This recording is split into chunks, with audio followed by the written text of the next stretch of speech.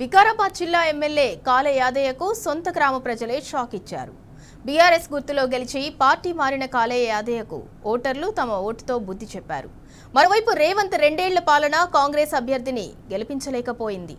నవాబ్పేట మండలం చించల్పేట గ్రామంలో కాంగ్రెస్ పార్టీ బలపరిచిన అభ్యర్థిని ఓటర్లు చిత్తుగా ఓడించారు.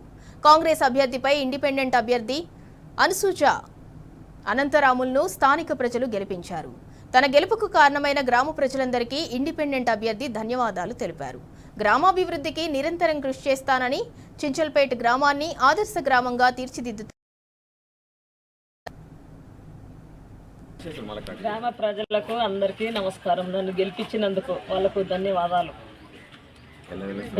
ఎల్ల కాలము వాళ్ళకు తోడుగా ఉంటా, నేను సేవ చేస్తా.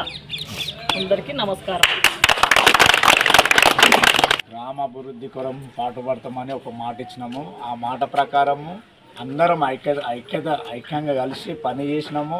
ఆ పనికి ప్రతిఫలంగా ఈరోజు మనం విజయం సాధించినాం. ఎట్లా అంటే నేనే సర్పంచ్ అనే విధానంగా మనం ఒక నినాదం అనేది తీసుకెళ్ళినాం. దాని ప్రకారంగా ప్రతి ఒక్కరు కూడా చాలా కష్టపడ్డారు. అందరూ కూడా మనకు సహాయం చేశారు. స్వతంత్ర అభ్యర్థి, ఏ పార్టీకి సంబంధం లేదు, మాకు సపోర్ట్ చేసిన నాయకులు లేరు.